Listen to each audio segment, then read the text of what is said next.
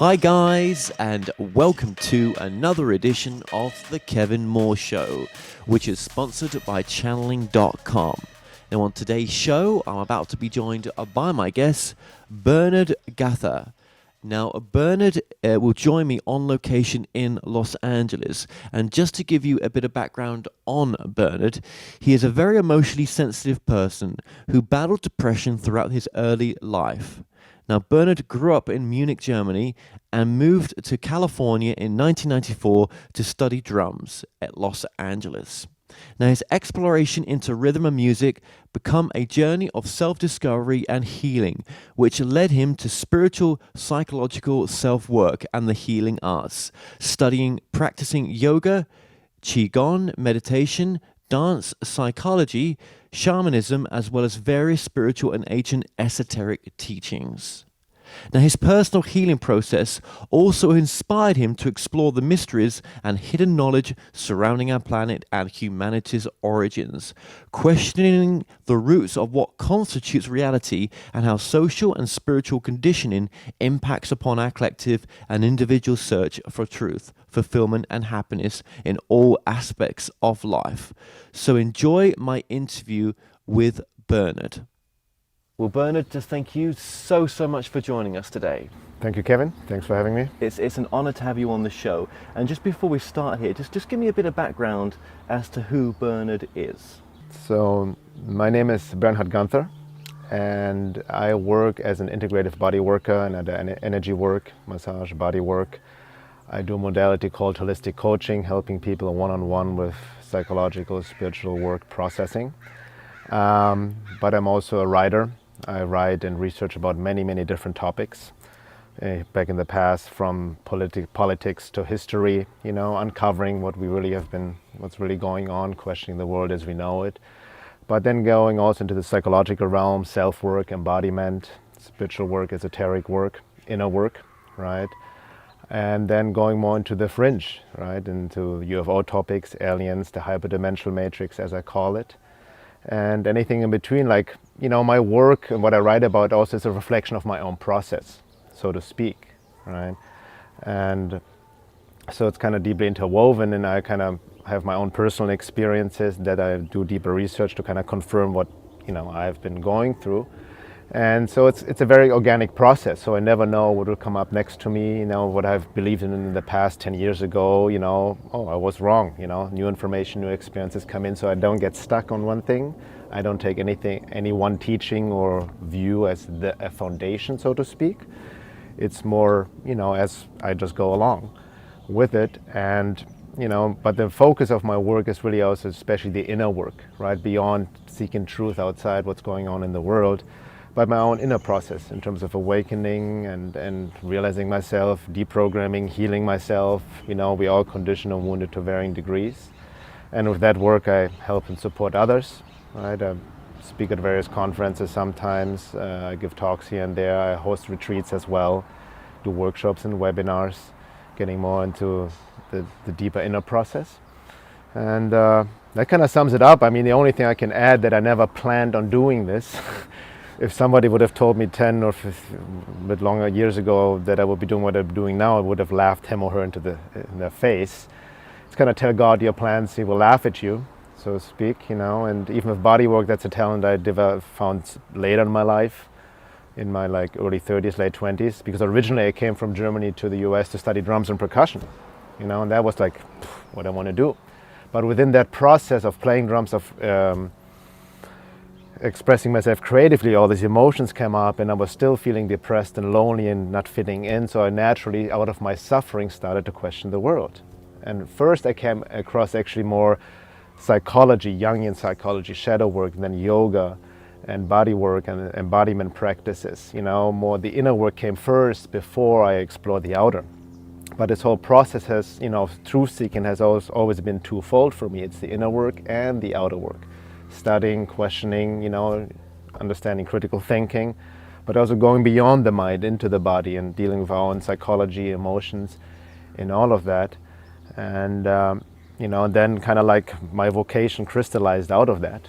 And then more, I just started writing because to organize my thoughts back in the days on MySpace before there was Facebook, and then started my own blog also just to find like-minded people, and then it kind of took a life on its own, so to speak. So that's it in a nutshell. Wow, you said so much there. So much good stuff. Just remind us to begin with, what are some of your morning routines? What do you do normally when you wake up, in the sense of meditation or any practices? Yeah, my routine mostly every morning is I get up in the morning and I start off outside usually with some Qigong practice. Qigong energy movement practice similar to Tai Chi. And just to get myself like into my body, out of my head, and gonna get the juices flowing and whatnot, like some light stretches, and then that I do maybe for about 20 minutes, half an hour, depends, and then I follow up with meditation. I just sit in meditation and basic body scanning, going inside and maybe do some intentions and prayers. And for me, it's all about the aspirations in alignment with the divine, right? Something deeper within me. It's no external God or nothing religious. And then I meditate sometimes 10 minutes, sometimes longer, but my whole practice in the morning is about 1 hour. That's what I do really to get my day going, so to speak. And in my line of work, I really need to do that because I work with a lot of people doing intense processing one-on-one, and also doing a lot of energy work or body work. So I need to clear myself constantly, right? I need to receive body or energy work once a week, and then there's a routine in the morning, and in the evening usually I do some yoga. Wow, okay, well that puts my routine to shame.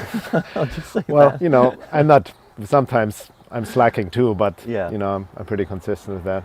Yeah, how do you find that makes your day go? How do you find, when you look back at the end of the day, how satisfied are you from, if you didn't do that compared to you actually doing that practice? When I don't do it, I easily, because I'm not enlightened, I'm not fully awake, I have my own thing, so I can sometimes get too, stressed out, or I take on other stuffs from people or just whatever happens in the world, and I get just too much in my head, my body cramps up, I just feel sluggish, irritated easily, and all of that.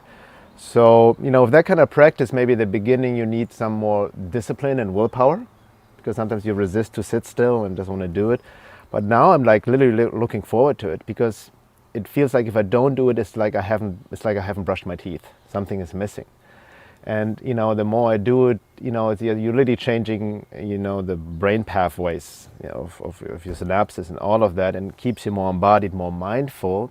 And it has amazing positive effects in your life. You're less reactive, and the stuff doesn't get to you. You're staying more in body, literally, and respond more consciously than being so reactive. And life becomes just more smoother, right?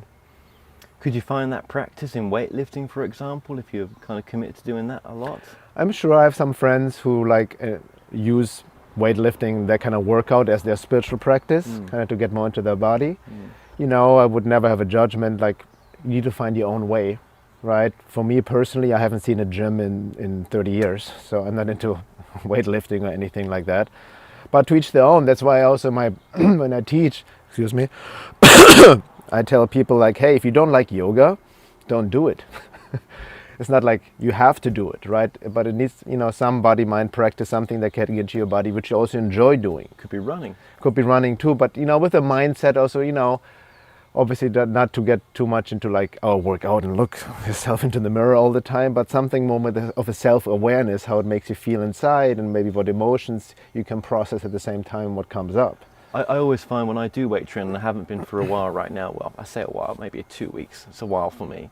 And I just find it just time just to have some peace and, just maybe think things through more sensibly than I did before. And just, maybe I should be meditating. I remember Oprah quoting once that, people who don't meditate aren't spiritual in her opinion. But I don't agree with that. No. But we've all got a different opinion on things. Yeah. Nothing's the same. She might have changed her opinion on that now anyway. What can I say just on that note? Meditation is a state of being and mind in everyday life, right? For me, the reason I meditate is to be more in a meditative state 24/7, and that simply means being in body, mindful, staying to connect to something deeper within, and not being so reactive. When did you find your depression started to leave you?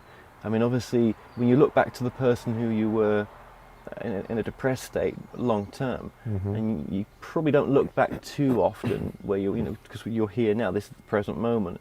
But what really shifted that for you, that depression? Well, on that note, looking back into my 20s, it does look a bit like a past life. It's hard to relate, even though I can still see myself somewhere, right? But so much has changed. But what's helped me now, it's a tricky thing with suffering. Suffering, we all want to avoid suffering. Nobody wants to suffer, right? Suffering sucks. But ironically, from this higher perspective, suffering has also this, a function in terms of evolution of consciousness and soul evolution, because it triggers, ideally, your inspiration to start seeking truth, to wake up, to understand yourself. Who am I? What's going on?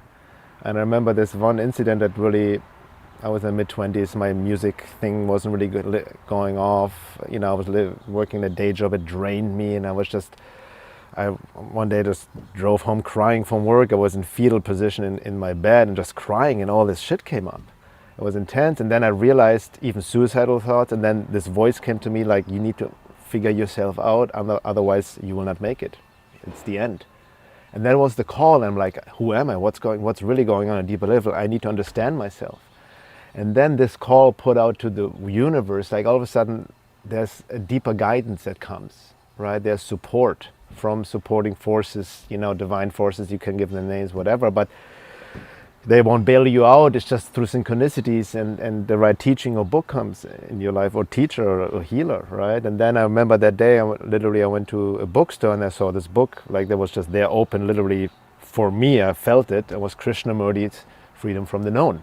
And that blew my mind. That, I don't know if you know Krishnamurti's teachings. I mean, I call him a spiritual anarchist. It's really amazing. So that was my gateway. And then other things opened up, right? And, back then I was also experimenting a lot with psilocybin mushrooms. So that definitely helped me. I got into them like most people through partying, but then something deeper came up and my childhood stuff came up, went on them, but it really helped me to heal on a deeper level, right? And I used them more in a ceremonial self-work, application, so to speak, by myself. And then, through other synchronicities, I met my mentor, who even didn't know he was my mentor. I didn't know, like, who introduced me to yoga and body work, right? And he taught me, started teaching me. We were roommates, so I can work on him a little bit. And then I found a new gift, right? That came easy to me, and then people came to me and wanted to be worked on, and then like, oh, that I should, pursue this more, go to massage school. So it's kind of like there's not one incident, it's just the accumulation, and there's more cycles. I mean, I've been through various dark nights of the souls. It's like cycle over cycle. It's like an onion that sheds itself. It's not like this one big event, oh, I'm all good now. Even now stuff still comes up I'm dealing with, not even close as severe as, years ago, but I have the better tools how to handle these and not get drowned in them anymore. Right? But the key point was really like that sincerity, and if you look into any true spiritual esoteric teachings, they tell you also like, how sincere are you? How bad do you want to know the truth, no matter what it turns out to be? Do you truly want to know yourself, right? Do you truly want to awaken? And Adyashanti said something great about that as well, especially nowadays, the word awakening, everybody wants to awaken, everybody's woke these days, right? But at different levels. And like Adyashanti said, so many people talk about they want to awaken, but what they really want, saying that they want to be just happy in their dream life, right? But the awakening process is actually a very destructive process. It entails disillusionment, the death of the false personality, coming face to face with all the lies you have been telling yourself. Anything you have avoided, your wounds, your trauma, everything needs to come up to be healed and transmuted, to be looked at. It's about making the darkness conscious, right? Like Carl Jung said, one does not become enlightened by imagining figures of light, but by making the darkness conscious. So it's an alchemical inner process that can be very intense, right?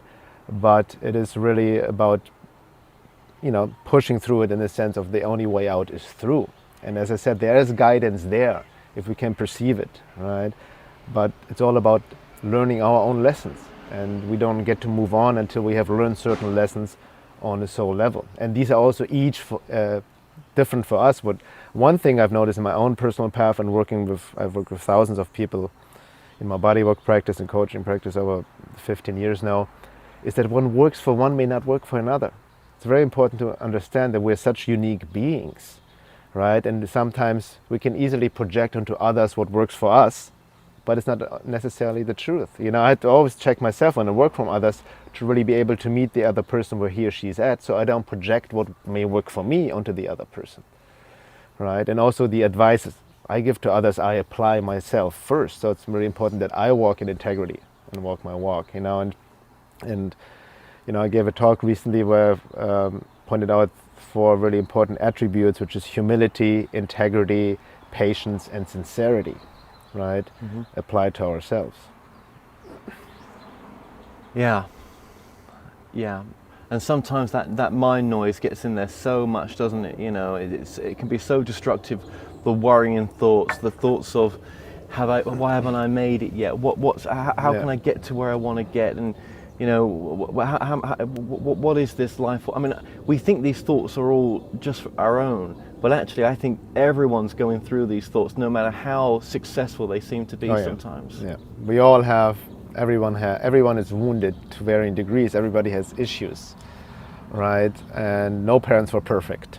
So we all, you know, and you can't blame your parents either. And just growing up in this world, especially first world, that modern world we are so proud of, the civilization which is completely removed from nature and spirit, where a lot of pathologies have become normalized. Normally growing up, you get damaged naturally, and just the educational programming, conditioning, culturally, socially. So we create this false mask, this personality people and we identify with, which is not our true self. But behind this mask, people are suffering. And especially in this day and age, we don't want to show this vulnerability, these negative emotions, because then we may be seen as weak. And we have, we want to have this status, that image that we have our shit together, right? And all of that, and we hide and we suppress, right? But this needs to come out, and we need to show more this vulnerability and not identify with this ego personality. There's something deeper, right? And also, you know, the thoughts you mentioned, understanding that 99% of the thoughts we have are not our own thoughts, literally. Not to you know, that's the whole point of meditation, not to identify them. And thoughts, most of the thoughts we have are based on this conditioning, what society and culture have told us, what supposedly brings us happiness, and all of that, the pressure that we put on ourselves. Many of us, especially I notice myself included on this path, we can be very hard on ourselves. You know, we always have this inner critic, like, like you're not good enough and all of this, you should be doing this and this and this, right? So we need this healthy self-love, which is not narcissism, obviously, but self-acceptance, right? And compassion for ourselves on that path. And, you know, it's a fine road, because you also don't want to like overestimate yourself, right? Or fall into the trap of spiritual bypassing, where you overestimate your level of being, right, and mistake all kinds of emotional states for awakening or the true enlightened state, right? So it's a tricky road to travel, so to speak. But again, like the key point is really, I feel, to get out of our minds and more into our bodies, because we live such a head-centric existence. Would you say then that goes with what feels right? You know, if you're doing something which you're really happy with, is that happiness coming from your mind, or is it coming from some other aspect of you? That's a good question, because feelings and emotions can be also very tricky. You know, look at like average love relationships. When you fall in love with someone, that romance, that all this illusion, like, you know, these feelings come up, the hormones, and then the romantic phase, and then all of a sudden turns out that, you know, it was not based on true love. It was just these feelings, right? And we don't even know the other person truly, and then we get disappointed and whatnot, and all the drama and breakups, right? But everything in general, like, it's really like the more you truly do the sincere self-work and look at the wounds and all these emotions you have suppressed away, like be it from shame, guilt, loneliness, sadness, grief, resentment, anger, all of this we all have to varying degrees. It's about clearing that and give it some sort of expression, and then we can connect to something deeper and trust our deeper gut, like the true intuition. And for me, intuition is not a feeling, actually. It's a deep embodied knowing, and a knowing that is not intellectual either, right? So feelings, sometimes just feel what just do what you feel like doing. It can be very much abused. Like if you tell a heroin addict just to do what he or she feels like doing, he's like, okay, I'm gonna just keep up shooting. Actually, so we all have our addictions, so we can our feelings can be misleading in that sense, right? But so where's the balance with a heroin addict or any example where it's hurting someone else? I think the example there is if you're knowingly hurting someone else or yourself in your action, then that can't be the right path. That's on that level. How much does it come from love, what you're trying to do? If that heroin addict is shooting up, how much is that coming from love for himself, and how much is that coming from love from you to say, oh, just do what you feel is right? Right. I mean, also give the example in context, like any addiction in the sense is just a cry for help to, feel what something to avoid the feeling. Avoid the feeling of pain and trauma, what they've gone through, right? And addiction can be anything, literally, from social media to sex to shopping, smoking, partying, whatever it may be, right? And what would you say an addiction is? Something that's harmful for you, or something that's too out of balance? When it, interferes with your everyday life, where you're not being able to live up to your true potential, and it harms you also physically, psychologically, emotionally, in the sense that I would give. It's most things, isn't it? So most things.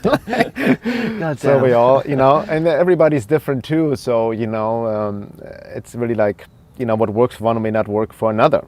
For little things like I cannot drink alcohol anymore. It's just one glass of wine would just put me out. For some people, like having a glass every day, it's completely fine, right? Little things like that. So, but with addiction, what Gabor Mate said as well, like his work, it's never about the substance. The substance itself doesn't get one addicted, right? That's a big misconception. I notice for myself, I don't have actually that much of a addictive personality. Some people, I mentioned in an interview before, I used to shoot up heroin in my 20s, right? Because I tried all drugs. I was in the music scene in LA, but it was just a curiosity. A lot of my heroes, rock stars talk about smack and heroin and all the lyrics, and I want to try this shit out. So I was shooting up heroin for a month, right? And that didn't, that was, I just can't understand why people take it. It's completely the last resort before dying, of just feeling good and not wanting to deal with anything. But it didn't do anything for me. It interfered with my drumming and all of that. So after a month, okay, this is it. So but definitely didn't get hooked on it just because I tried it out. So just as an example how addiction works in that sense. So do you think any addiction in some way is again an example of you're not being true to yourself in some way, you're not living your path, you're purposely blocking something because you don't want to face up to something? You're blocking your deeper, I feel, soul potential, your true self, in the sense that is kind of buried behind all these wounds and this trauma, right? And when you break through it and connect to something deeper, then I feel you bring the soul, how it's say in esoteric science, the psychic being, when they say the soul to the front. And that's the guidance, connected to the divine, right? It's more about alignment of your ego will with the divine will. And then you truly open up to a deeper soul purpose.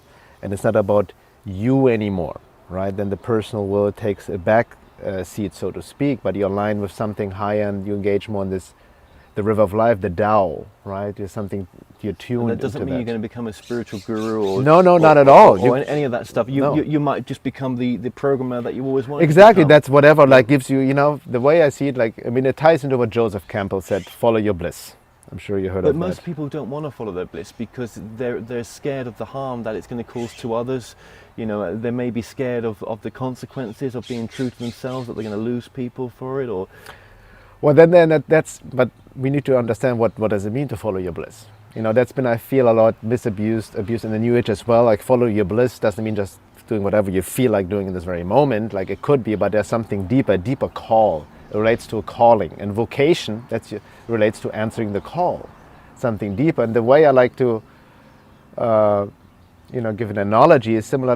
We talk about childhood wounding. We need to work our inner child, wounds and whatnot. Very important. But at the same time, it's also important to get in touch with the joy of our inner child, right? This innocence. It doesn't mean to be childish, but when you look into your life and contemplate your childhood, no matter how your childhood really was, I'm sure there was something that gave you joy, something you did, where you're just so immersed in doing it in the present moment. You didn't care about the outcome. You had no expectation, no ambition, or no sense of, you didn't do it for any reward. And at the same time, you didn't care about at all what other people thought about you. That's the state you want to look for in terms of what really grabs you. And that's what I was trying to kind of come to as well. That yeah, if you can get to that state, it's a great place to be. It really is. It really is. And I think a lot of us, I think, do we fight it? Do we? Some of us are living it. Some of us have mediocre experiences of it. Yeah. Some of us, walk away from it. Some of us aren't living it at all. I know. I mean, the thing is, for me, when you look at purpose, it's not a definition. No. Right? It's not. It's too much like nowadays. People mistake purpose with like a career definition. Even my introduction, I told you I'm a writer, I'm a body worker, I'm a teacher, I'm so many things, and there's even way more than I do and I like do than people even are aware of, and which I don't mention in my in my work. So we're just these multidimensional beings, and even there's so much that comes into the equation in terms of living your life beyond just finding your bliss. It's also deeper soul lessons, right? Then karma comes in, which is a trippy topic in itself. Past lives, deeper lessons, and our genetic line, ancestral line, and all of that. And the mind cannot possibly understand it, right? But we have all our individual role to play. We need to find what Joseph Campbell said, our personal myth, so to speak. We all have our own hero's journey, right? And that doesn't necessarily mean that you going to be like a public figure, teacher or healer, whatever. It can be anything else, right? I know plenty of regular people whom you may say want to plug into Matrix, but they're very humble, nice people that help me with things I don't know about. Yeah. Like my amazing tax lady, she helps me out all the time, and I'm so blessed to have her in my life, even though she has no clue what I'm doing. I have no clue what she's doing. It works. So you see the interrelationship of it all, right? Yeah, and some people are coming from the space that you've spent 10 minutes describing, and they don't even know they're coming from it sometimes. Yeah, exactly. So, it's also meeting people like beyond, I've learned it also my hard way, beyond this labeling, right? Oh, we love to label. Oh, we love it, yeah. And then we these put people in boxes and all of that. And people put themselves into boxes, obviously, by identification. If we're a soul having a human experience, and that's as far as I can take it just right now, yeah. Because I could get so lost out there in all sorts of other ideas, right? But a soul having a human experience, well, then it's automatically there's going to be wounding, isn't there? Because you're going again, you're having an experience that's so far from the perception of what you truly are, in a sense, and it's an amazing experience to have, most probably. Well, probably say that more when I go back home, whatever that is. That wasn't that amazing, right? Right. It's as good as we make it sometimes. We just have to get on with what we've got sometimes. But yeah, if it's an automatic thing that you incarnate down here, there's wounding straight away because you're going to be born into a parents that have got their own issues. Then you'll have some issues, and you've got all the karmic stuff maybe, and all the it's not anyone's fault for that, is it? We chose to come here to have that experience. That's very important to keep in mind. Like, never fall in your personal life and collectively into what I call the victim blame trap. Because also besides all the things you mentioned from the soul perspective, and there's also, we're dealing with forces who are giving us a hard time, so to speak, who don't want us to awaken. You see it on the basic government political level, right? The corruption and how we're being lied to and taken advantage of, and wars, genocide, and all of that, what is being done to us. But what is that, though? That is just people who have lost their way of a connection back to love. Is that Right. a dark force connected to them, working with them? Yes, I mean, it all depends what level you're looking at it from. You can look at it from a psychological perspective, dealing with psychopaths in power. A lot of research out about that, of literally genetically born psychopaths. A soul would not choose not that. based on wounding. A soul right? maybe would choose those parents that have got that genetic makeup just to have. So that yeah, I experience. mean, that becomes very tricky, right? Because again, so much comes into the equation. But if you look at it from the higher perspective as well, we live in duality. That's the way it is. Dark and light both exist, and evil in that sense goes into question of evil. What is evil? right? And evil in the sense had his right to exist. Evil in the sense is also expression of the one, experiencing itself subjectively, but very removed from it, in the dark side of ego consciousness, completely removed.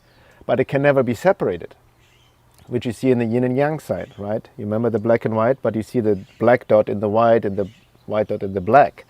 So it's all kind of two sides of the same coin.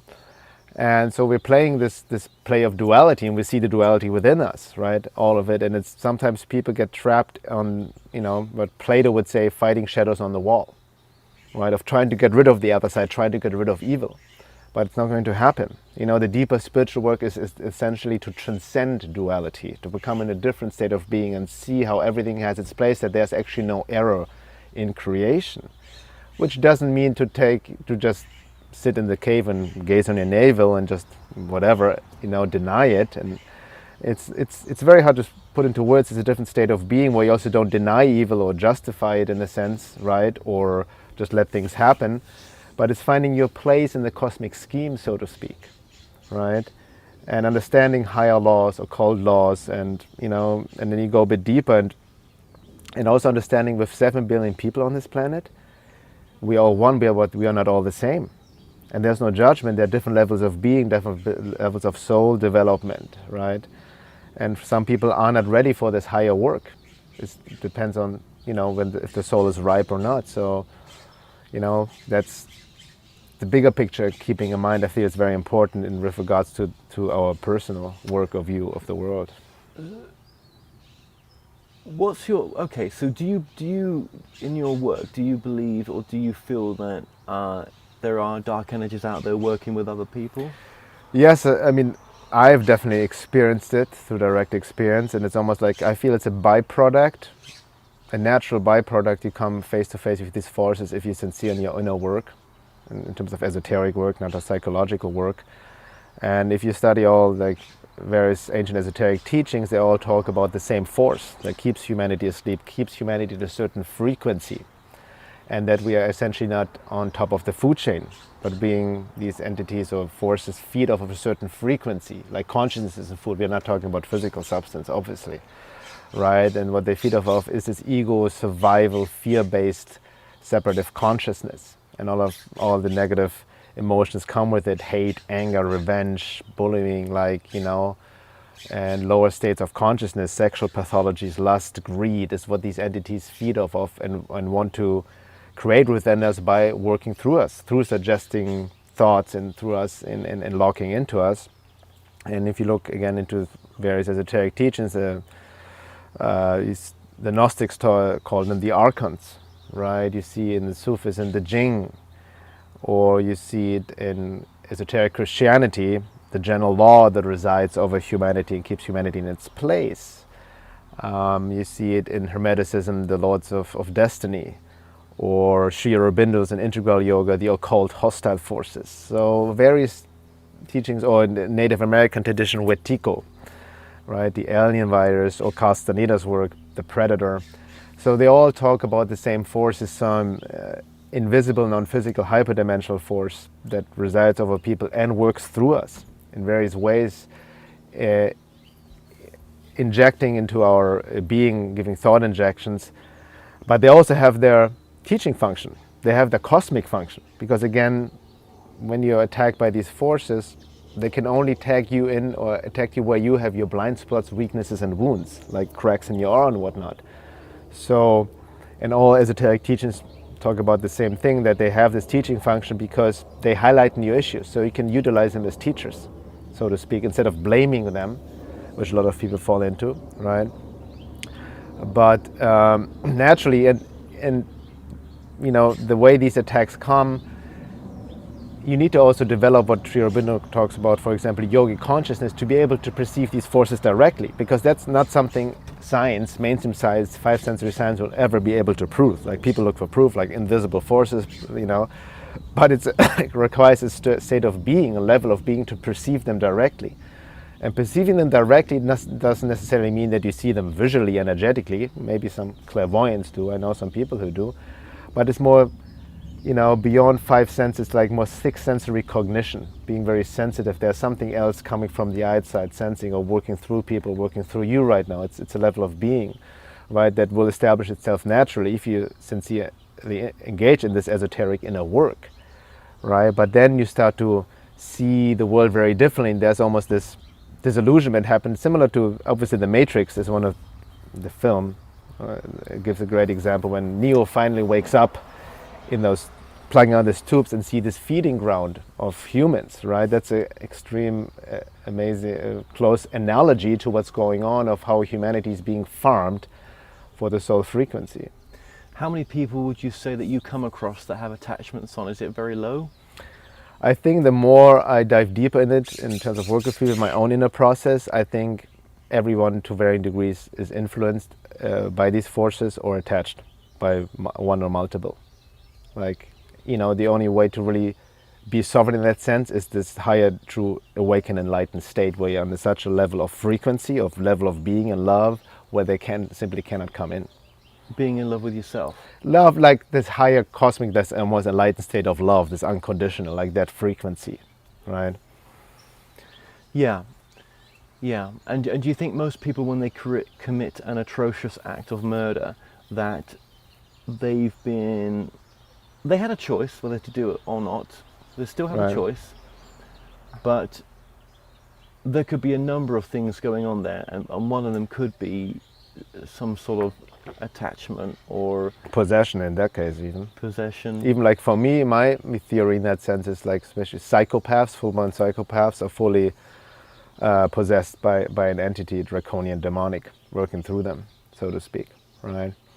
And then, it's again like when we ask, like, we always take our own thoughts and emotions and desires for ourselves, but there's a very interesting quote I came across, which really from Sri Aurobindo. He said, in terms of the awakening process, he said, as long as you think that you are the doer of things, you have not awoken. Right? But if it's still necessary for where you are, that's just the path you're in. I feel we're constantly transducers of higher energies. We're constantly influenced by other forces, not only the hostile negative, but also divine inspiring forces. Right? I think we live under the illusion of the I that is in charge. Even the Shanti talks and others talk, the deeper you progress on this path and this inner work, you come face to face with the illusion of your personal will. How little or no control you actually have in all of this, right? So it's more about alignment with this higher divine force through this inner work, the soul embodiment, so we're not getting influenced by these other forces, so to speak. It's like a spiritual war on unseen levels that is working through us, so to speak. The proverbial like angel and the devil on our shoulders and what we listen to, so to speak, right? So I feel we're always kind of influenced. The most amazing art and musicianship and creativity has also been influenced. It's not you, but it's from a truly amazing higher positive force that has influenced that being in that moment because he or she is open for it, right? At the same time, a lot of atrocities are being committed through people who have been influenced by these darker forces or attached or possessed by, right? So it goes both ways. So with what you've discussed there, and with such things as entity attachments and stuff like that, are those entities, are they a soul at some point? Were they a soul having and they're just stuck at what we call them? Because if it's all one, then obviously it's come from the same space. Right. No, that's a good question. Generally speaking, there are three different entity sources, so to speak. The one is, which I call occult hostile forces. Occult simply meaning hidden, by the way, right? It's just hidden forces. These are like the archons, demonic entities, all kinds of different shapes and forms that exist in the world on their own, have never incarnated in the human form, that are separate from us in that sense. They're not a projection of the collective or shadows, as some people claim, from the psychological lens. So these are like beings who live in their own world, in the vital world. And then there are earthbound spirits, right? That a lot of people deal with that kind of earthbound spirit attachment of spirits of people that have diseased but have not crossed over to the light because they're very confused with some suicide, addiction, and they're just stuck in the earth plane. and then just latch on to another human being to feed through them, you know what I mean, their addiction, or they're really attached to a person, literally, in that sense.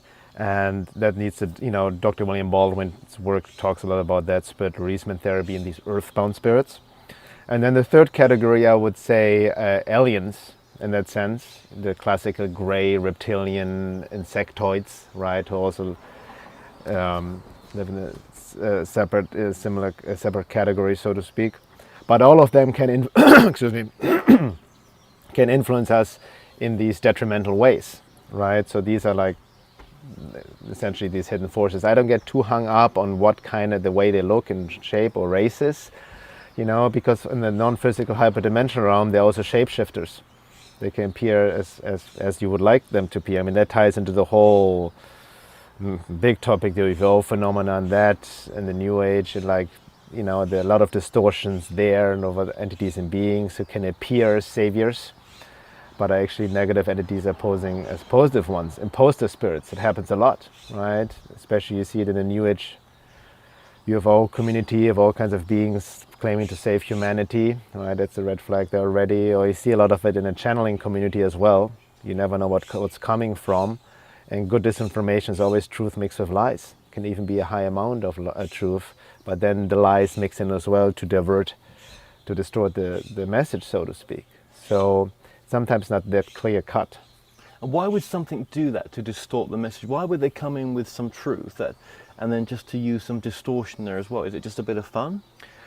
Just to keep us not, the whole agenda is not to keep us from awakening, to not find out the truth, to keep us in this frequency prison, so to speak, in this time loop. Not to wake up to our true selves, to our own spiritual embodied being, right? Our own power, because we're way more powerful than them and anything else, right? To really, like, you know, awaken to our true nature, so to speak. What would that society look like, awakened, if everyone was awakened to their true nature? I mean, we're talking ultimate utopian, right? Even I would go wait, this one out. That is. It's not a black helicopter. I'll say it again. I'll say it again, actually. I'm going to take that out. Don't worry. That's fine. That's fine. So, what is ultimate utopia then? I mean, you know, if we're going to wake up, if everyone was to wake up to, I'm guessing what you're saying is to discover that they're a soul having a human experience. Is that kind of what you're saying, to wake up to? Yeah, I mean, that's, in this level, there's only so much we can awaken to, like even you study esoteric teachings, and the human being we're in right now, it's a transitionary, you know, being. Our evolution hasn't stopped. And even like the ultimate, like to reconnect our lost strands of DNA and like this true DNA activation, which a lot of people talk about, our physical body would change in a more semi-physical, non-physical, spiritual body. You know, I mean, we will have powers or states of being and minds. It's even impossible to relate right now to. Even there would be no necessity to eat anything anymore. We wouldn't have even organs anymore, but just energy centers, all, you know what I mean, no need for digestion. I mean, we're talking about thousands of years into it. Yeah, I mean, we're not built for that. We're caught in two worlds, with the animal body and the spiritual world, right, so to speak. So the way it's you know, and so it's stages over stages and phases. Right now we can go deep into find our spiritual connection within, but we're still chained to death. But essentially we can transcend death as well and not engage in this recycling you know, pattern of reincarnation or incarnation, but have a fully body which we can have full control over on all levels, which, you know, again, but it requires or how can I say it, it's impossible for our level of being to understand that right now, so to speak, right? Well, that's almost like, you know, in the future, thousands of years' time, we're going to be tampering with our DNA, and we're going to be creating new types of containers. Well, that's, you know, so there's the other side now. The big threat I see right now, speaking of that, will be transhumanism and merging man with machine, right? And from this more hyperdimensional matrix, cold force agenda, this is what they want us to do, to like create actually vessels for them to fully incarnate and occupy ourselves, and through the transhumanism agenda extract the soul, so to speak, right? To extract our soul being and and incarnate with their essence. That's their agenda, so to speak. It doesn't mean that it's happening, and no, and it sounds almost impossible. Absolutely, and it will be possible, but it's again, it's always, the dark versus the light, so to speak. We're nowhere near even that understanding. I mean, we've just come out of the cave, really.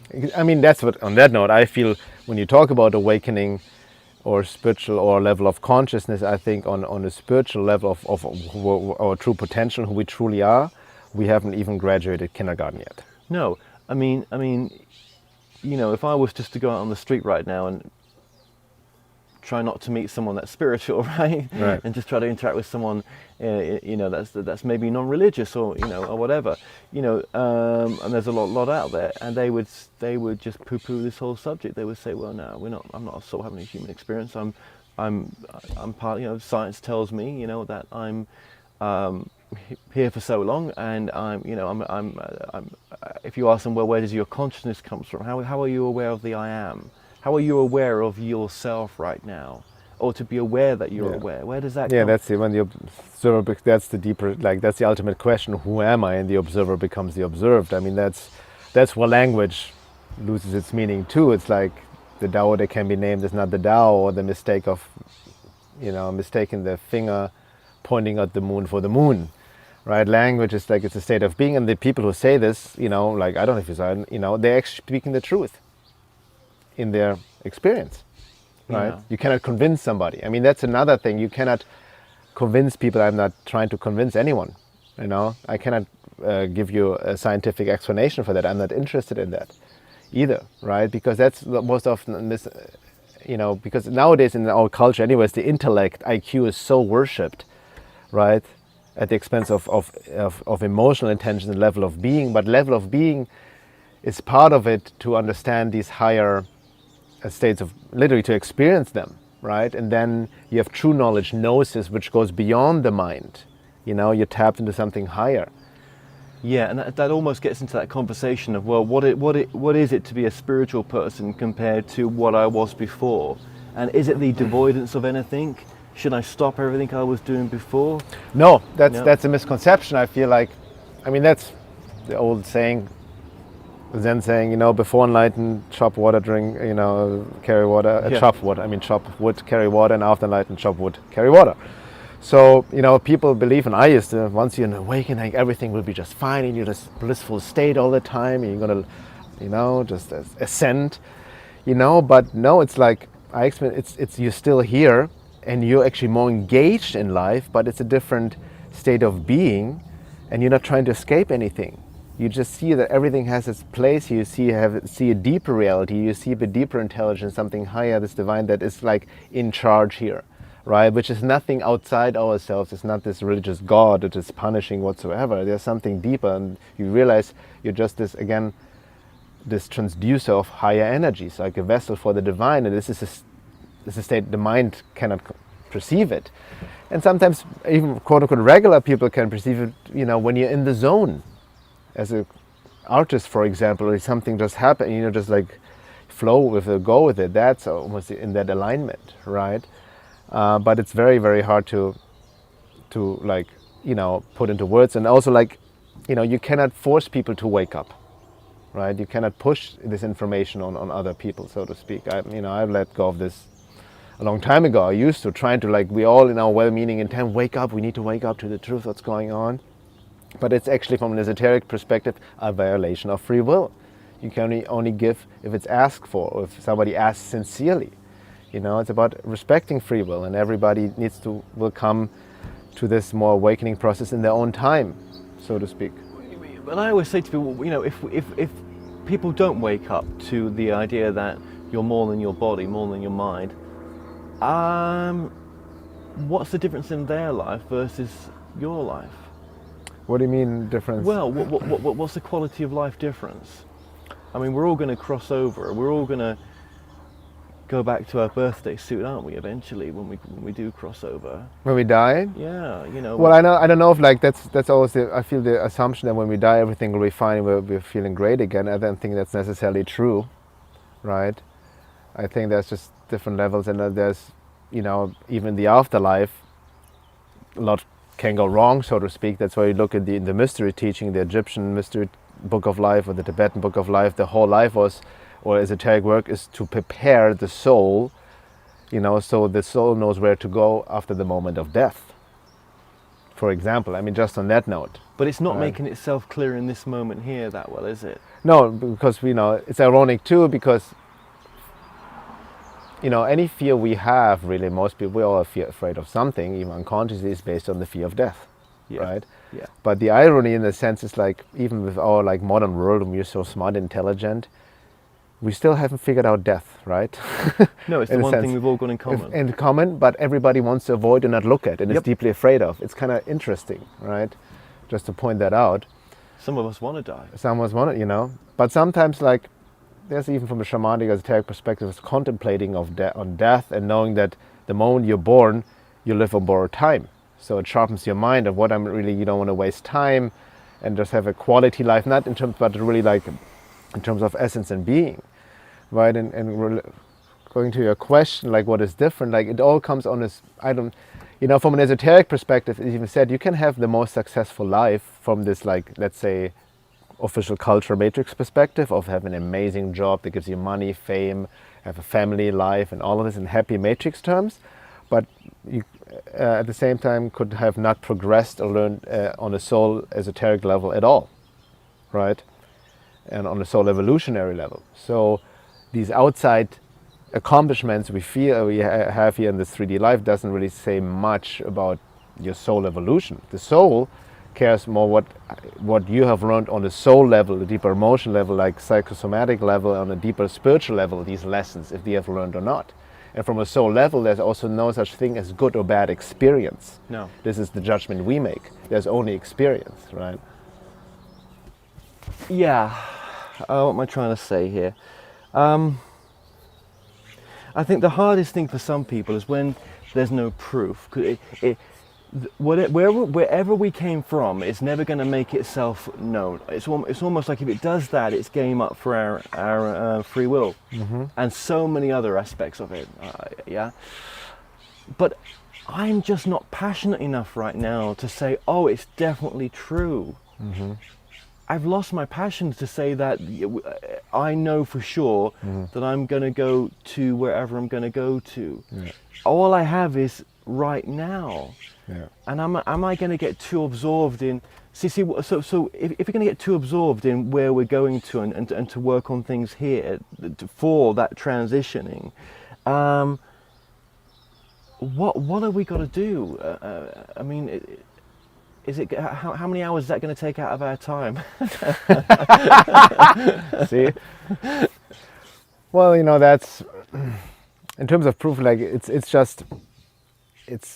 all I can speak from my experience. There's an inner call, right?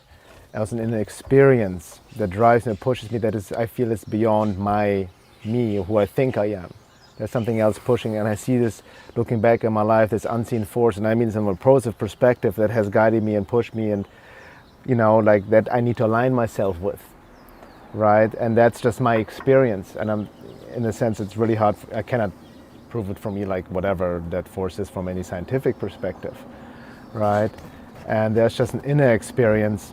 And I think this deeper call, and we all have this intuitive knowing. I'm sure there's something also with the work you're doing, what is driving you. There's something deeper pushing you in ways you may not even be fully aware of. What I've said most recent with a documentary that I've done on Captain Mark Richards, but he's not a captain, just call him Mark Richards, is the driving force has probably been Mr. Baldwin. I can't prove that. The guy's dead. Do you know what I mean? I can't prove that. But if there was something nudging me, it was more than just my ego wanting to do it. You know, I've really dedicated the documentary to him. So I think there's some ego there. I'm not going to deny that. But yeah, I'm using it as an excuse when really it's just me and like, I've got the bastards. Do you know what I mean? I don't know. Who knows? I mean, there's so much we just don't know what forces are Right. driving us. I mean, in that sense, I can recommend you really. There's an excellent book by Sri Aurobindo, who is not your typical guru, even he sounds like that, but he talks about these occult forces and both positive and negative, the way they move us in ways we're not even aware of at all, unless you really get into deeper, higher states. A little booklet called The Hidden Forces of Life. Yeah. Also, they're called hostile forces, the negative forces, but they're also the evolutionary forces of nature, Yeah. right? And the divine forces. And, because that's a whole Because you exploration mentioned on its the own. good and the bad forces Exactly, driving. yeah. Again, occult simply means hidden. Look, I've practiced channeling, Mm-hmm. yeah, and I know that when I do that, the best part of me comes out. The best part. Where's that coming from? I feel it's more than my brain. Yeah. I can't prove it. I would recommend anyone that wants to do it, because you really can. You don't need to go see another channel. We are all channelers. We are all receivers. Exactly. I experience that, I don't consciously call anything in because that can be tricky, but when I'm like, inspiration strikes me and then like a lot of my work is just like a stream of consciousness, it just comes. It just comes. Yeah. And when you mentioned at the beginning of this conversation where kind of at the beginning, when you said you was in that fetal position and that voice came to you and it said you need to sort yourself out, where was that voice coming Exactly. from? Yeah. I mean, was that the soul of you coming through? Was that Who knows? a Right? group In that that you're moment, I didn't even question. It was just so distinct, and listen to it. Exactly. I wanted to say as well that if what you do are gifts that you believe you've got, which are more esoteric in the sense, or more, you can't define where they're coming from. If it's going to help people in a positive way and it's going to inject some love into them as well, go out there and do it. That's what I would Exactly. say. And also, like, how in my personal work, whatever I do with my writings or one-on-one work or teaching, whatnot, my intention is really to empower the individual, to Like a help life them. coach. Like, life a bit deeper, not your typical, like, how to make money in No, 15 no, days. you're not doing it for that reason, right? I don't like the word coach, even I had to name myself You had to something say with that there, legal yeah. issues Yeah. and all of that. Yeah. But to really empower the individual to help themselves, and really, like, I don't, even my work, I don't like to tell people what they should be doing and all these kind of things, Yeah. right? Yeah. To find their own source of inner happiness and connection, right? And creativity and motivation. And all Whatever of that may be. Whatever that may be, exactly. Yeah. Now we're going to go back to whatever that may be in just Okay. very soon, right? But I just want to get on to finishing what we were talking about the occult side. I think that's important, just to summarize that. So,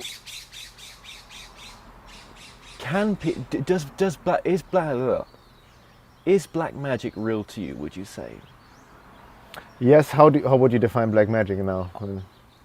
I'm a virgin in this, in a sense, right? Yeah. Well, certain, like, to give it, black magic can be like purposely harmfully be done to curse people, to attack people, psychic attacks and all of that, right? Voodoo, there can be like ritual abuse, all of that.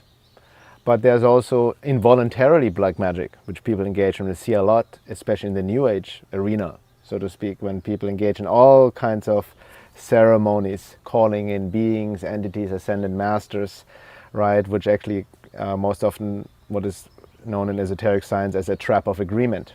You call in beings with usually then these are negative forces posing as positive ones, right, when you call in entities. So that's almost involuntarily making black magic despite the well-meaning intention.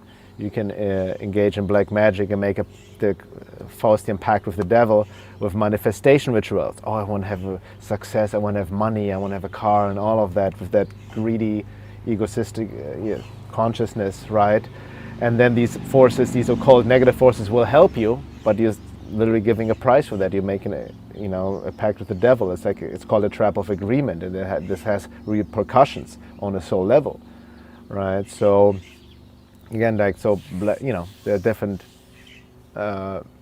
manifestations of black magic, so to speak. But so if someone is going to be influenced, can somebody be in? I'll start again because I cut that. Yeah. Can somebody be influenced? Now, what am I trying to say? I'm trying to get to Simon Parks, but I'm not trying to say his name. Can someone be influenced by these forces? In general. If there's people out there that are giving readings to people, and they are maybe misusing their position in a sense, and they are, and this happens with people in our industry. There's a misuse of trust sometimes. Absolutely, yeah. When it comes to women, It's a big topic this day and age. I mean, it could be you're gay as well, and it goes to men as well, but just sticking with women in this perspective. And women who are also very vulnerable, who are not very centered, or they've gone through such trauma. They're desperate. They're desperate for help. And some may be very balanced as well and still be affected. Yeah, it's all across the board. I mean, definitely these forces, what I've noticed as well, especially like even powerful people and genuine spiritual teachers will be confronted with these forces. And if they have any weakness, any ego stuff, right, anything they've worked through, it's going to be used, they're going to get hooked on that.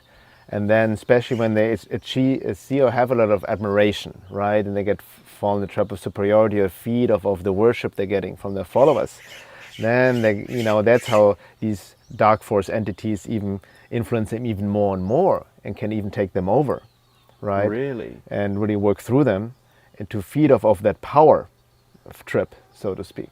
Would literally. that make someone who should be quite level-headed and,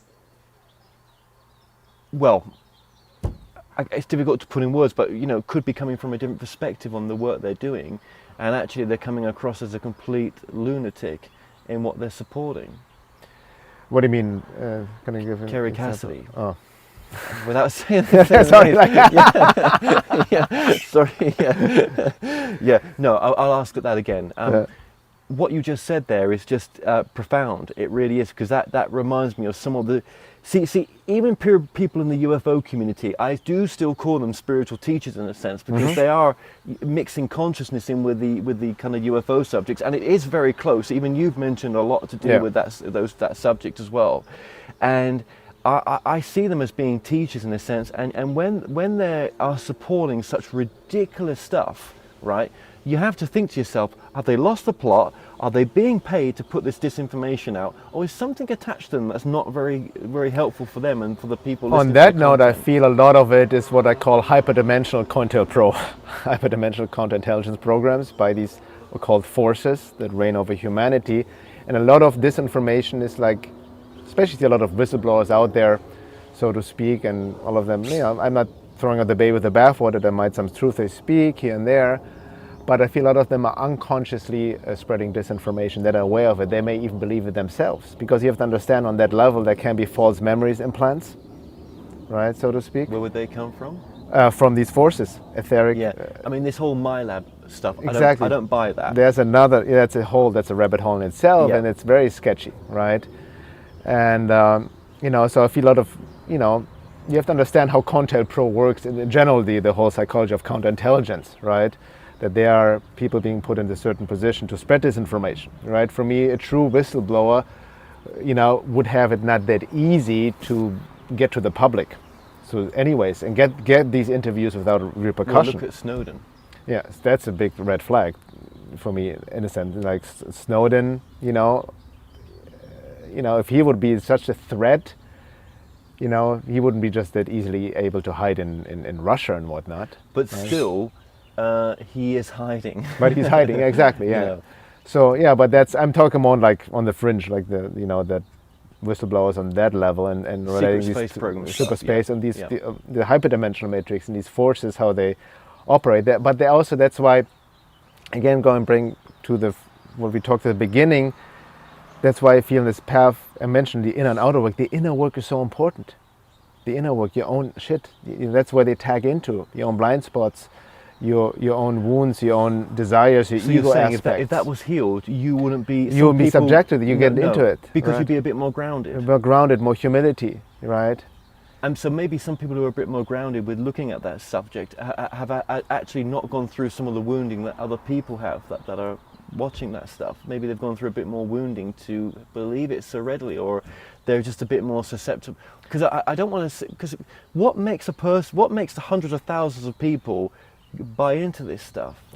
Well, sometimes it's just jumping on the bandwagon, something gets popular, and like I sometimes question certain individuals out there why they have such a great following, and like and it's like there's so many red flags. And then, by the way, I'm never taking things. It's never for me something personal. I just look at the information, right, and kind of verify it for myself. You know, my own vision, like research, and a lot of it just there's a lot of, and then I tune in energetically into a person. Something feels off, and it's just like I don't understand why other people cannot tune into that, but it is what it is. Right, so many people, you don't judge the truth by like hundreds and thousands of followers people have, right? I mean, a lot of people believe in a lot of nonsense out there, so to speak. But what is missing, like sometimes what I notice is like people just want to believe so badly, right? They want to know the truth, and then they have some charismatic figure they latch onto, right? And for reasons you mentioned before, some people are very desperate and wounded. They want to know the answer. Well, it's like me saying, okay, I'm going to channel now, and there's hundreds of ships above me right now, and they're here, Yeah. and it's like, okay, well, is that sorting out your smoking habit?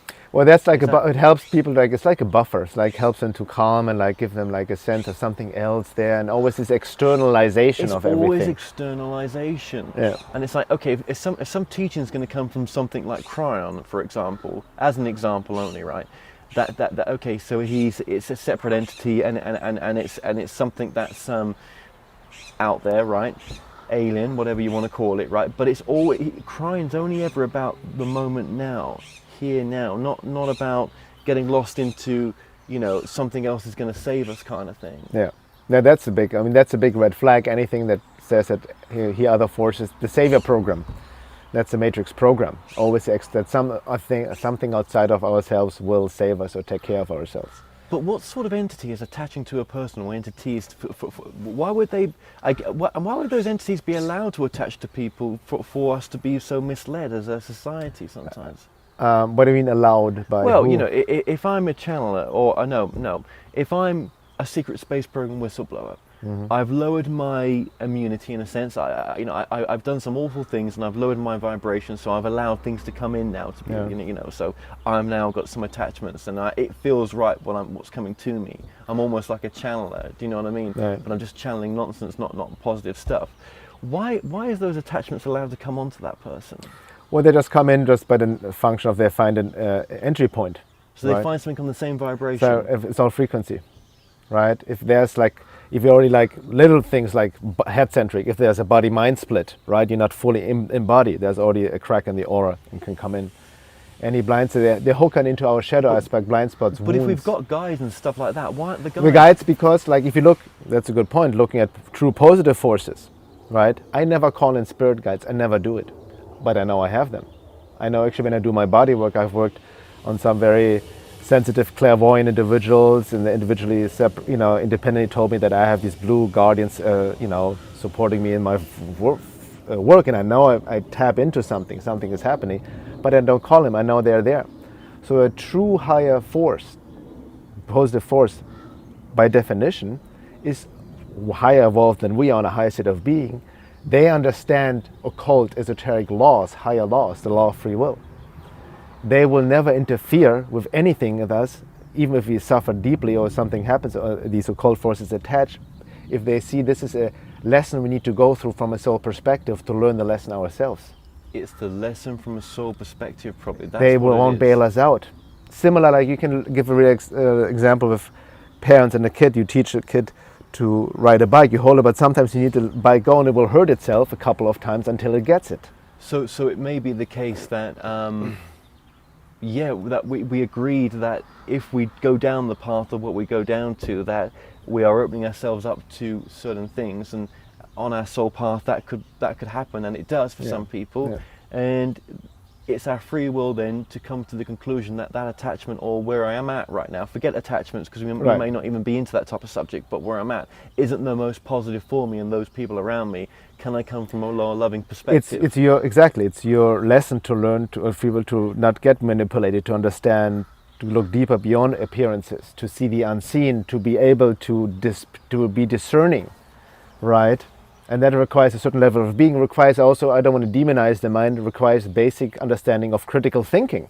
Or how much does that, what we're talking about, come from love? How caring is it that's being talked about? Yeah. How much, if I'm a whistleblower, how much from love is what I'm giving out is helpful towards people? But then other people that support that whistleblower will say, yeah, but that's the problem with the New Agers and the white lighters, which I don't want to be anything like that, right?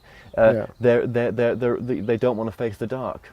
No, it is about facing the dark, right? But you don't want to get swallowed up in it, right? It's about making the darkness conscious, but not dwelling on it, right?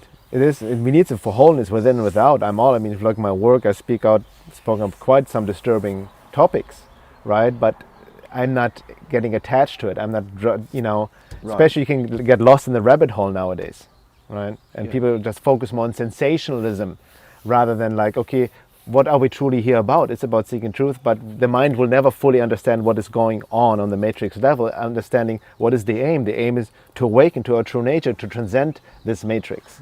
Right? Sorry, it's about in there. Yes, absolutely, it is. Yes, it is. I've had people come to me to say that, and they've all said the same thing. That in their dream state, they were raped by this dark entity when they got associated with this person. Have you ever come across anything like that in the dream state where people are raped? Me not personally, but I've worked with people who have experienced that. Yeah. What the hell is that? It ties into a succubus or incubus. That phenomena, literally like an astral rape by an entity. It ties also to another phenomena which is called the alien love bite, or the dark side of Cupid. I heard of that. I wrote an article about it. It's based on the work of my colleague Eve Lorgan, which I highly recommend her work to read the books. And that's like hyperdimensionally manipulated love relationships. Even bringing two abductees together by an artificial experience of love, strong love bond, strong sexual bond, to get them together. But both, usually one more than the other, is actually manipulated by a dark force entity, right? And bring two people together, and then the classical aspect of a love bite. Then all of a sudden, one person completely shuts off, doesn't feel for the other person anymore. And then the other person's in agony, and then this whole fighting and just emotional suffering is exactly this kind of loose frequency these entities want to feed off of. And it's exaggerated through like this sexual, like lust, frequency as well. Because that's what happened with Simon Parkes. These women that I've been speaking to, well, it started with one, and then one led to another. Yeah. And they're all saying the same thing, that this entity, after meeting Simon, came to them and raped them in the astral plane. Mm-hmm. Now, for me, who's just done a previous documentary that's quite grounded in a sense, this is quite different. Mm-hmm. But I wanted to sit with you and to just talk about that, because, well, they're all saying the same thing and they don't know each other. Mm-hmm. Yeah, so then that already shows you there's something to it, right? Right. Yeah. And I've never come across these subjects before. Mm-hmm. And maybe I've not wanted to face them. Yeah, it can be disturbing when you dive deeper into it, but for me it's always like, it doesn't go away by ignoring it, and ignorance is not a defense. Knowledge protects, and the more we become aware of it, the more we gain understanding, and it may definitely challenge some of our beliefs. Absolutely, right? And do you think what stopped it for them was when they became aware that they were the victim? When you become more aware of it, what's happening, that's also can serve as a protection, right? You're being afraid, but it's really important in that case not to fall into the victim blame trap, right? I mean, yeah, you're victimized, you're being attacked, but again, it's a teaching function. You see it in all occult esoteric teaching. Anything that gets to you from that other realm can only get to you where you made an entry point, or you agreed to it even unconsciously via a trap of agreement. So it's going back like. That's right. The women had to agree with him that he was going to help them. Exactly, right. And he said, we're going to make an agreement here. That's what they said to me. Mm-hmm. And the agreement's going to be, I'm personifying words, it wasn't said right. exactly like this, that you agree now that you will that gives them the permission. Which they need the free will permission. They manipulate it, but they need that permission. So is something working maybe negatively through Simon? In that case, something definitely may be going on, and he himself, is not aware of it. His true self, anyway. Yeah, and this was back a few years. This was. Yeah, yeah. And maybe he has become aware of it by now. I know. Maybe he's so identified with it. I don't know that case at all. Like that, he's just feeding off of that himself, right? But is anything that I've said here any similarity with other cases that you've covered? Definitely. It sounds very familiar. Yeah, absolutely. You know. What is coming to visit them at night then? I mean, is it the entity that's attached to Simon? Maybe? Something that maybe he is using. I mean, that's also because time and space don't matter on that realm, right? So it's definitely something related to him, working through him. He's being the main portal, could be. You know, I don't know the specific details, obviously, right? It could also something in the end they have taken on through him, if they have already engaged with him, if they have especially engaged with him physically, intimately, sexually. That's a big one. There's entity interference through sexually intimacy that can happen. It's very common. All right. So there are many different ways how this can manifest. Right. And I suppose if the person that's having those issues, once they start working on themselves or start seeing that they're not a victim to this, and that that maybe the things he's saying to them aren't as true as they thought they were, and the help that they thought they were going to get isn't what it is, that must be a teaching lesson for them. Exactly. They can't be the victim. Exactly. In the sense, it's their initiation. You know, I've been through an intense love bite experience myself, which I hold a whole essay about, and there's also a whole panel discussion I have with Eve Lorgan and other researchers, 3 hour exactly about this topic, which I encourage you to check out if you get to it. But it was also deeper, like, you know, it was devastating, and but it was a deeper initiation and a deeper lesson, right? That's really important to keep in mind, that all these are lessons, right? And you know, and I'm not talking it from the new age perspective, like, oh, you attracted this to yourself because of your bad thoughts and whatnot. Right, we're not talking about that nonsense. A lot of the effects is because we are sometimes on a red track, we're being hijacked, and these are deeper soul lessons that have nothing to do, is because you attracted them because of your negative state of mind or anything like that at all, right? This whole law of attraction thing has been so distorted from its true esoteric meaning in the new age, that's a whole topic on its own. Of course it is, yeah, of course it is, yeah. One thing I wanted to, okay, well, thank you very much for that. That's very helpful, thank you. And one thing I just want to turn to as well is, I think sex is an important thing to talk about as well when it comes to attachments, when it comes to addictions and everything else, and trying to keep that in balance. I think us being here right now on the edge of Los Angeles, where most of the porn is made in the world, just over there, right? Yeah. And I think that can be a bit of a taboo subject in the spiritual community as well, and it shouldn't be. You mean sex demons in particular, like sexual vampirism? Yes. Yeah. It's definitely, it can be, and it's a big issue, especially. I mean, the porn industry alone, but I see this a lot also in the very neo-tantric movement nowadays.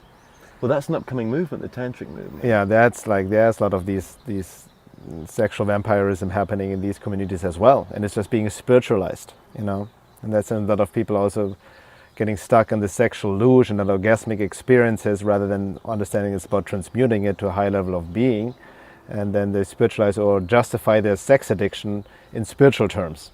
Right? So there's a lot of issue, and it's influenced by these forces who feed off of this lower really? Sexual loose energy. You found that, have you, with the tantric movement? Yeah, I mean, I'm not saying all of it, but it's kind of like influenced by it. I can see it as, you know, in certain people and like certain workshops they do. I mean, there's this one Om meditation, orgasmic meditation. I don't know if you've heard of that. You know, it's pretty big right now. It started, I think, somewhere in San Francisco, I believe. It's really big, like strangers meet, you know, and giving each other, you know, masturbate each other basically and meditate on it, right?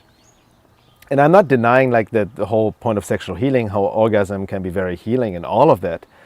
But if you do it with strangers and there's no deeper trust and emotional connection, and so many people are sexually abused, it can traumatize people even more, right? And then again, these entities, I feel, work through these, and so many people have sexual desires they don't even question, which is literally installed by these entities.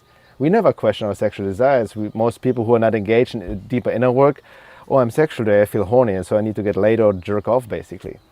right? Without where's it really coming from. And you see the matrix, how it works. I mean, everything is sexualized, you feel Everything is. you see it in social media and everything. Yeah. And it just mostly, they tag into this lower nature of sexual, this lust feeling, right? Which I'm not saying, I don't want to shame people, like we all deal with that same thing, but it's understanding where is it coming from, what is really happening. Yeah. I mean, I think some problems with the sex industry as it is it's not very loving, is it? You nearly spit your water out there. Yeah. Is that obvious, Kevin, or what? No, I mean, but when I say on that, but we need to keep in mind, because I work with a lot of people, also a lot of men. I work a lot of men who have porn addiction.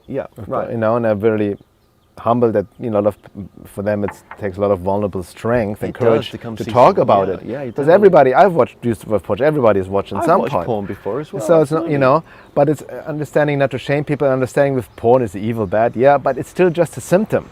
The whole porn industry is just a symptom of the distortion of sexual energy on a matrix level. Well, why couldn't they make porn movies where it was absolutely loving movies? Do you know what I mean? Yeah, but it's still like it's beyond No, well, I mean, like tantric kind of porn movies. Yeah, but it's still. But I still, even on this, maybe I'm too conservative, but it's not about that either, right? I feel it's like, why watching it, right? It's the point is the moment you watch something, you get in your head, right? That's the problem with porn. Like even now, millennials and these kids, they are just so influenced by porn. I think that's hard. That must be really. With that access today. The access that younger people have got to the porn tubes, that's wrong. Yeah. That is wrong.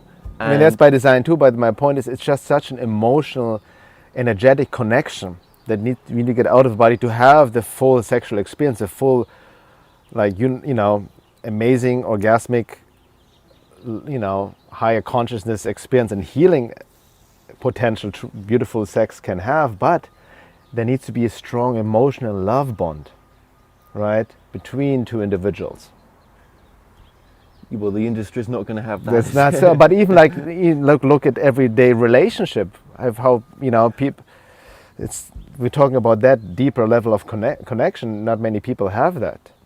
Right? No, it's the same. People mistake love for all kinds of things. People mistake sex for love. Yeah, I think if you've not got that emotional connection, that's very. It's just I think as you get older, that's just not the right way to do it.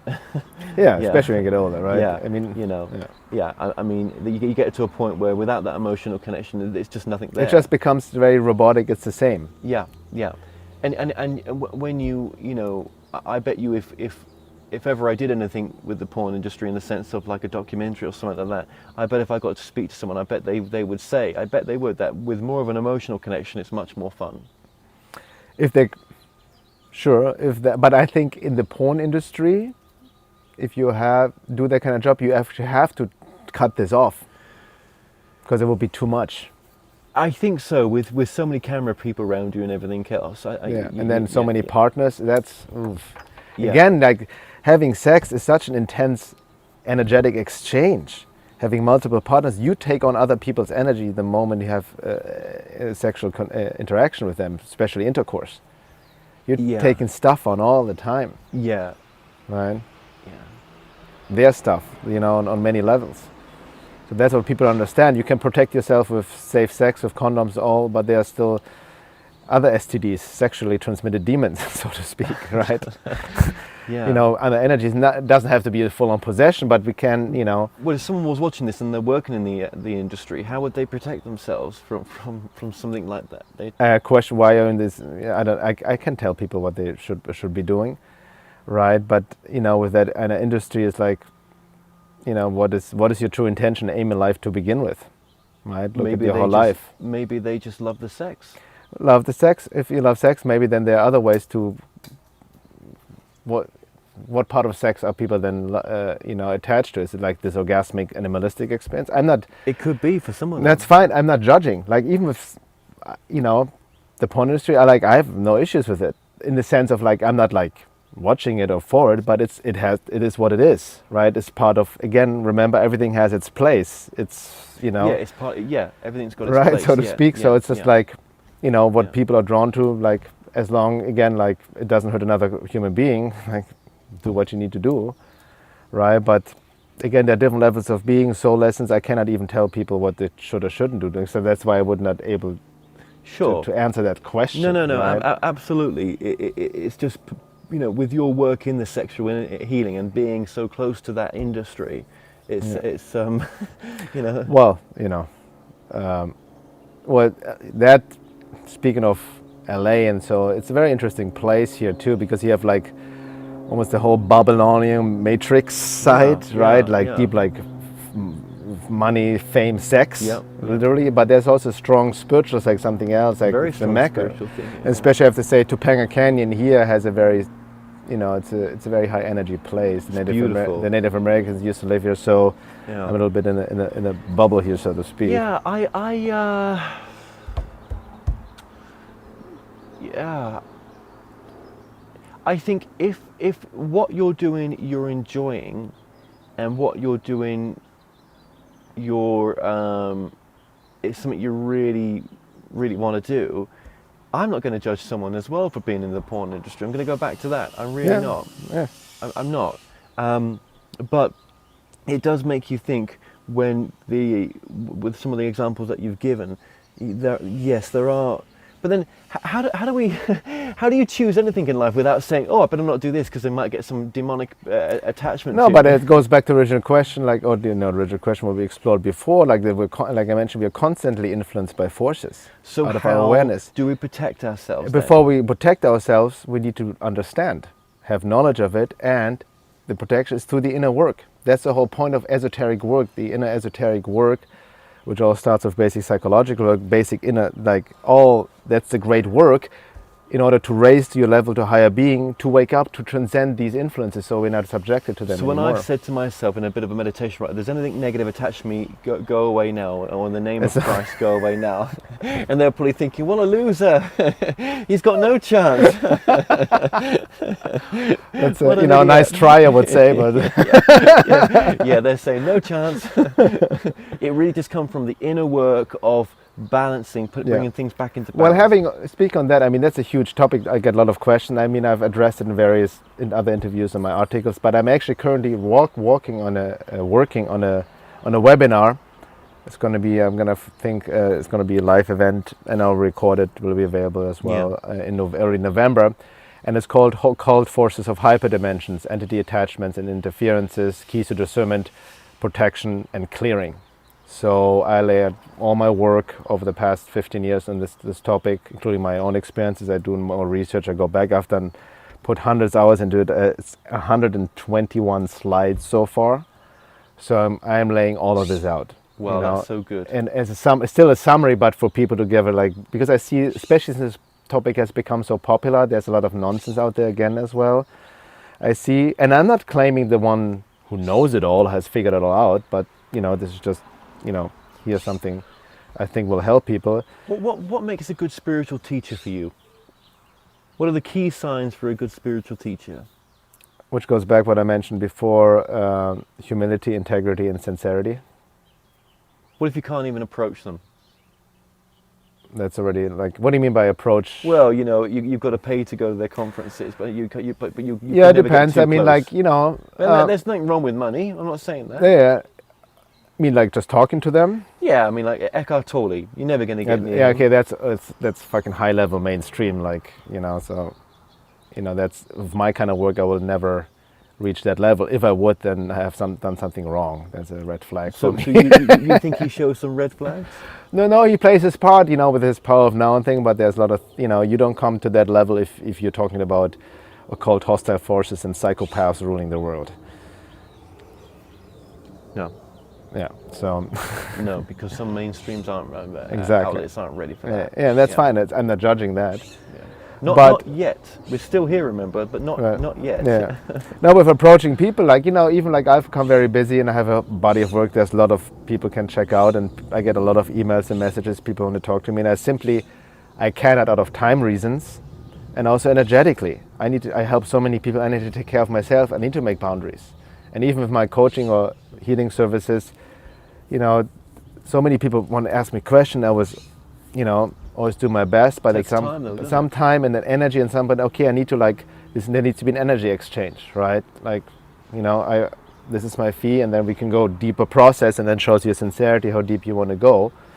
So and I speak at conferences, and I'm always there for Q&A or whatnot, and people I have no problem whatsoever. Yeah. But it's also just time-wise and sometimes energy-wise. Like, I'm still also a human being dealing with my own process. I'm not enlightened, Yeah. right? So Yeah. You know, there was a time when I was thinking of getting into the adult industry, in the sense of doing, you know, spiritual kind of tantric kind of movies. And I don't know if it's really drawing me right now. I don't know. You know, why would I want to do it? Have I got an attachment to want to do that? I don't think so. For years it's a horny attachment, but I don't think so. I just wanted to do something that I would have enjoyed doing.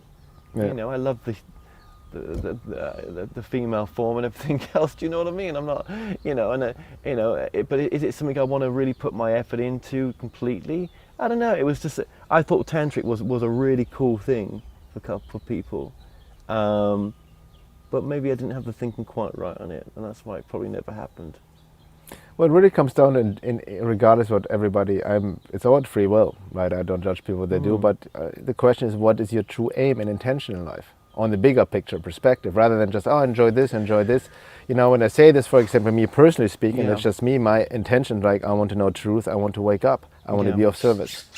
So that's kind of like encompasses everything else I do, right? That's how I approach life. You want to help people, you want to wake up, and you want to be of service. And I know the truth, whatever it may be, right?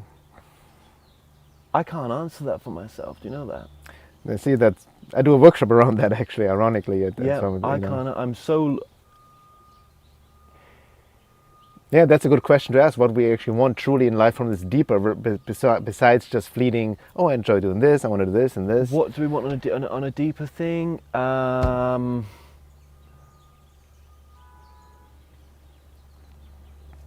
There's the answer. There is no answer.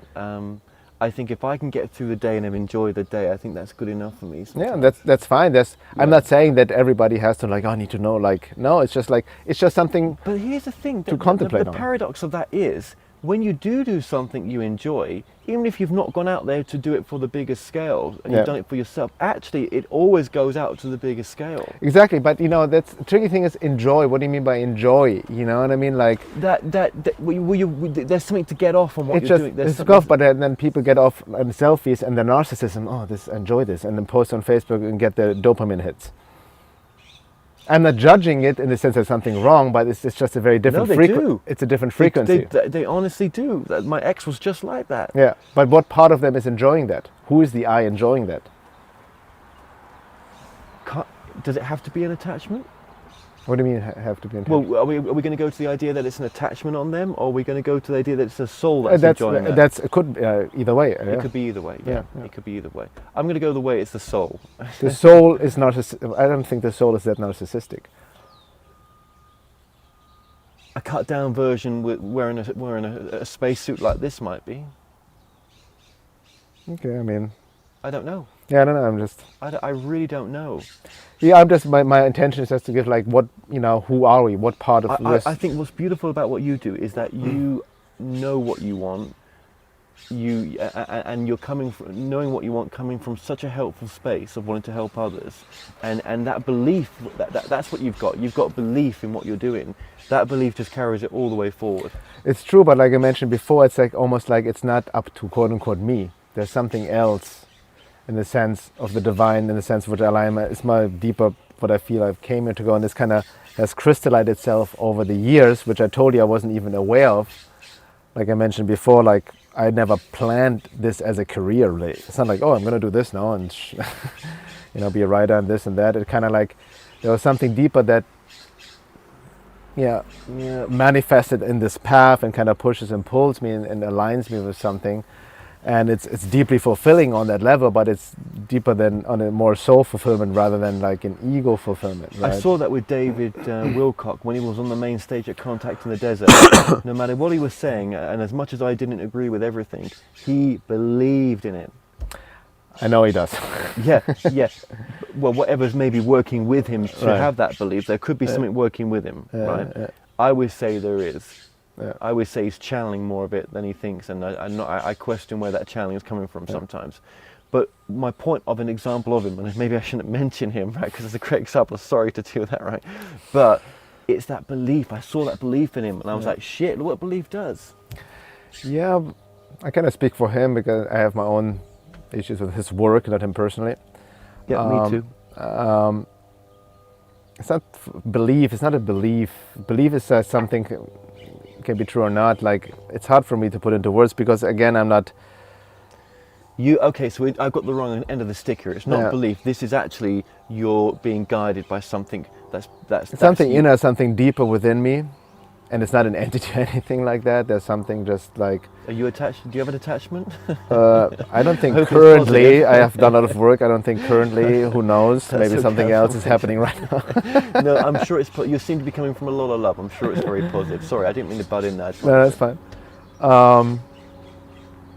So sometimes just feel like, there's definitely passion, enthusiasm, and like for me, it's just conscience. Sometimes I just have a need to talk about it. I know this can help other people, so it's just I'm less concerned than always about me, and sometimes out of naivety to my detriment because I've received a lot of attack, publicly psychic attack for some of the stuff I put out because I put out a lot of challenging information, a lot of talk about taboo topics, which, some people are more reluctant to talk about because people get easily triggered, cognitive dissonance.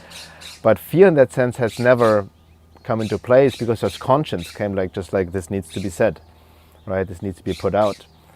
But I also learned the hard way sometimes I need to work on with strategy, external consideration, right?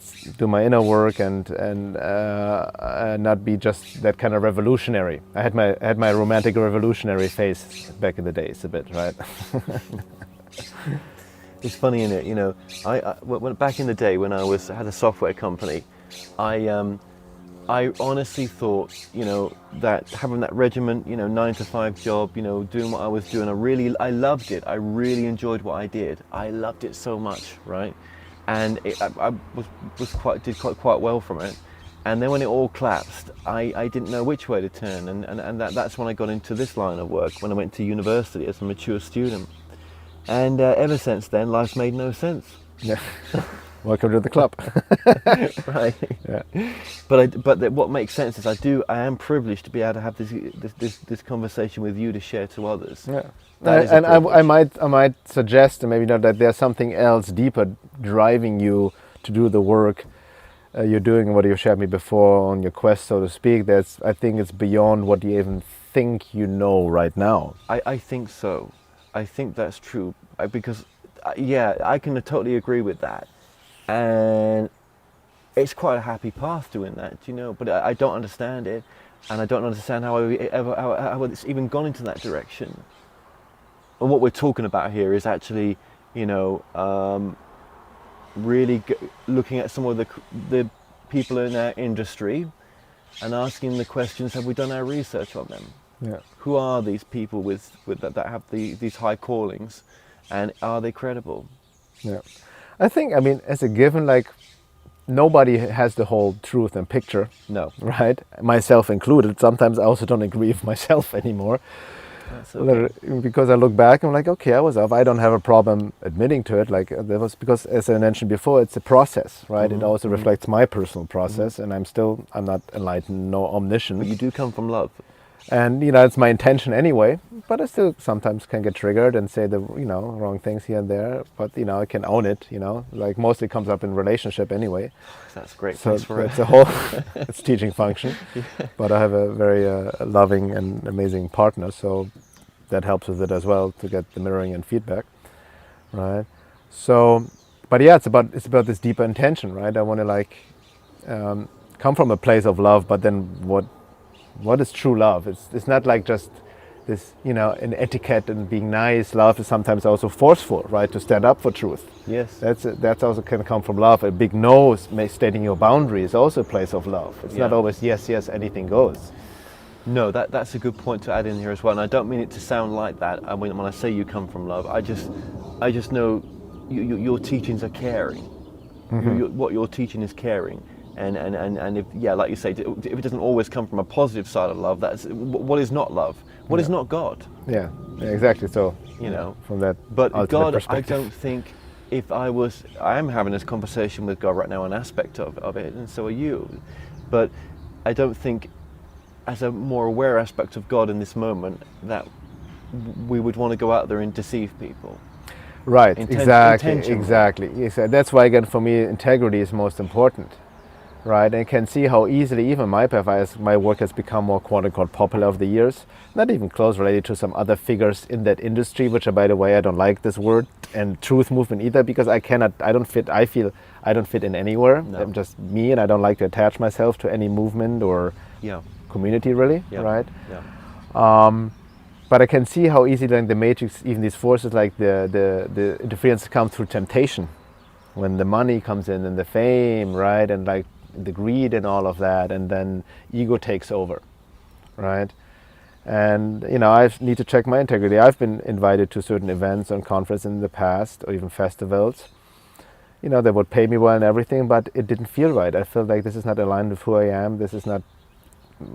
I feel out of integrity if I do this, so I said no. So I also don't say yes to every opportunity. I've seen that again and again at conferences, right, where I see these integral people and they're surrounded by the least integral people, and I'm like, this just doesn't feel right. Yeah. I've seen that. Yeah. I've seen that more and more. And I think it's hard to take that stand that you take when it involves money, because we've all got to survive. It's true, and I'm like the same. I had to work through my own poverty, scarcity consciousness, and like it was even hard for me to charge people at the beginning because the work comes so easy for me, body work.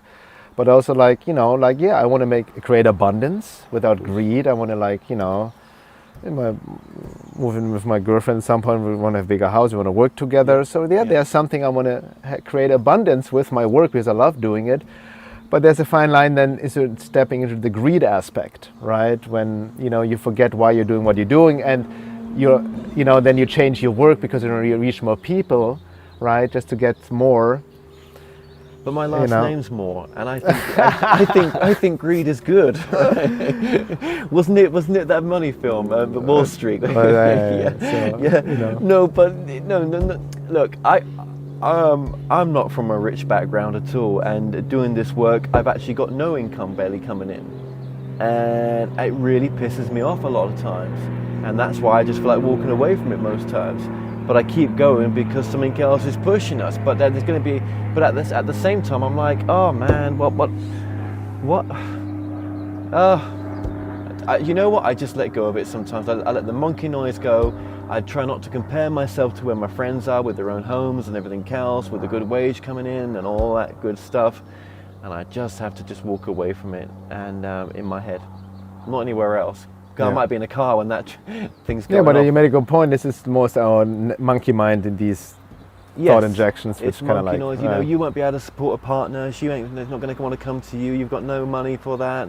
Yeah. How are you going to get to the States? You've got no income coming in, you idiot. What are you doing? Exactly. Yeah. But these are the, in the sense, we are more powerful than we think we are as well, right? And sometimes in life, we need to do risks. Right, and sometimes jump and let the net appear, so to speak. Oh, I'm doing that all right. Right, yes. There you go. Yeah, we do, and I hope what we've shared here is helpful to other people as well. I just want transparency right now. Yeah. I think if we're going to do this work, without transparency, what's the point? Absolutely, I agree. But that's the reason why I'm enjoying what I'm doing by debunking people right now, because it's like you can't be a spiritual teacher and not show some transparency. Yeah, that's what, even like in my work, when people read my work, you've seen that I always speak a lot about my own experience, my tough lessons and my vulnerability in many ways.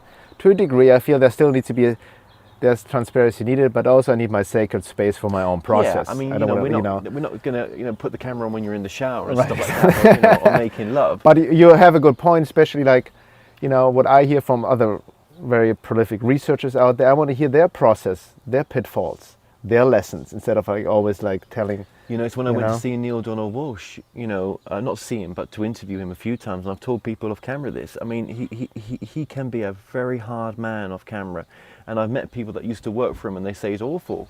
You know, and this is the guy that's leading hundreds of thousands of people at the time, or millions, with the teachings from God. And, you know, and that's not having a go at him. I'm just saying, you know, there's some transparency. That's almost like exposing him there, innit? I'm not trying to do that. I'm just... I understand that example, you know, and that's the humility, and like, you know, in it's all keeping our ego in check, and I need to, you know, same. I always, when I talk, if I see, when I, you know, I have a high bullshit meter, you know, I can see it through people, and I sometimes get triggered if people are out of integrity, big spiritual teachers and whatnot. But also instead of like getting triggered and projecting my shadow onto them, and you know, like where's my teaching lesson as well, and like I use it, how am I integrity, am I sincere? That's the best I can do. And that's when I've talked about the talk that I was saying here as well, I have to apply that to myself. Yeah. 100%. So when I'm in that car later on, I'll be driving off and I'll be running away from this conversation. Like, no, I don't have to apply it. No, I have to apply it. I do. And it's the hardest thing is for us to be our own critics sometimes. Yeah. And also still at the same time being gentle to ourselves, having compassion, because we can be overcritical sometimes. I know of myself and others as well sometimes. I'm right? so good at that. And we're still human beings, so we're still like not. You know. I'm able to look in the mirror sometimes and say, "What an arsehole," and then I have to remind myself that, "Hang on a minute, you're saying that to yourself, Kev. No. You want to just be a bit more kinder." So yeah, okay. Well, your website is. veilofreality.com. Okay, well that's been coming up on the lower third throughout this interview as well, and that's how people can get in contact directly through the website. There's a contact form if they want to email me. Wonderful. Yes. Well, Bernhard, just thank you so much for allowing us to interview you, and the time that you've given right now is more than what we said we was going to have together. So I just appreciate the extra time as well. Thank you very much. Thank it was you. a pleasure, Kevin. Awesome.